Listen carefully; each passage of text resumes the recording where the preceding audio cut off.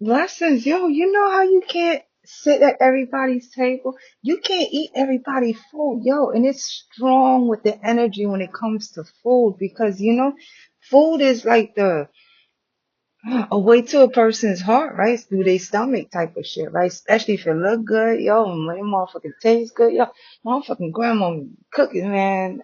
Oh, anyway, yo, there's like, people put, their love into it. But sometimes people put the evil into that food too, yo. It's like, sometimes you'll feel funny, but sometimes you just, you take it in. But it's a sense to it that makes you keep coming back. It's that tradition thing. You don't break a custom. You don't break the religion of, the sanctity of the covenant of sitting at the table, especially if it's a family thing, right? You never turn down mama food. You never turn daddy cooking and shit like that, especially when grandma cooking. But sometimes, yo, some tables and some chairs that you sit at, you really are breaking bread with folks that, you know what, downplay you in a way where it's supposed to be a joke. You're supposed to take it in because that joke when you was 1, 2 years old is supposed to carry on or up until like 50. And it's never supposed to hurt you because to hurt you is just to let you know that, you have feelings too. It's like some people really do rage bait you. Like they know they're the cause of your first breakup because mama just didn't like the girlfriend type of shit. But they'll sit there and poke at you. Remember that girl? Yo, it's like food is supposed to fill you, right? But at the same time, it's not supposed to leave a nasty taste to your mouth because of because of how you feel after you realize that some of the food that you eat is a spell. You know, it is to make you keep coming back, even if the one who cooked it really was the one or is the one that's been keeping you in a trauma bond that not only keeps you in the position of staying in a child's seat, but never to question the meal, never to question the taste, never to question the recipe, let alone the ingredients.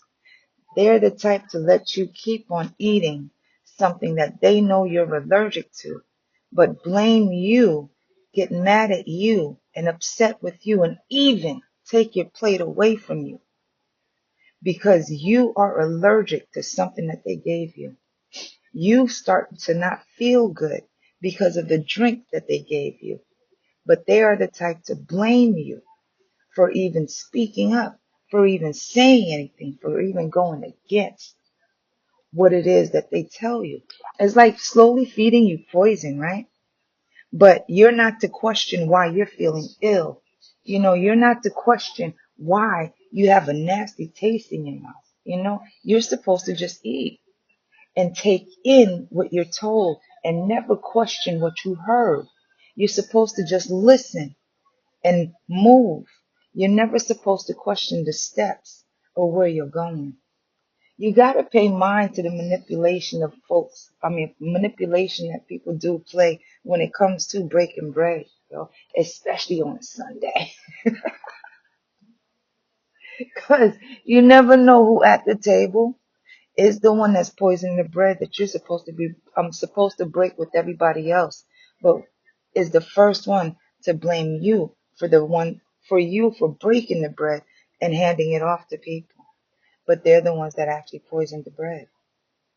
They were just waiting for you to actually take the bread and break it into pieces. Yo, most folk will really just play with your emotions all because of that trust and respectability, that loyalty, and the ego, arrogance, and pride is toyed with to be put in the back burner because the ego, arrogance, and pride to stand by is the one that's been poisoning you. But the funny thing is, which is sad, is the realization is that it was supposed to be a joke the entire time, but you just didn't laugh.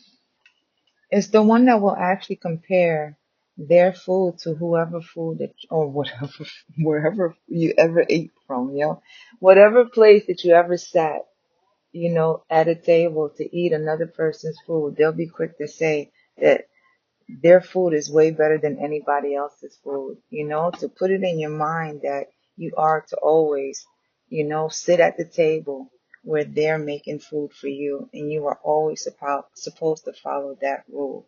Yo, they're the type to never even really call to see if you're hungry, but they'll wait for you to call to see if you got any food just to tell you no, or that you have this, this, and this to do in order for you to eat too. Some people just need for you to sit at the table, at their table, just so that they can control you. Control you by way of who you eat with, who you sit with, who you break bread with, and who you share drinks with. They'll always make sure you're invited to the table and to sit with those that you wouldn't even invite to your table. But you must get along. You must drink along too. You must reproduce because, man, mama told you to. Daddy said to.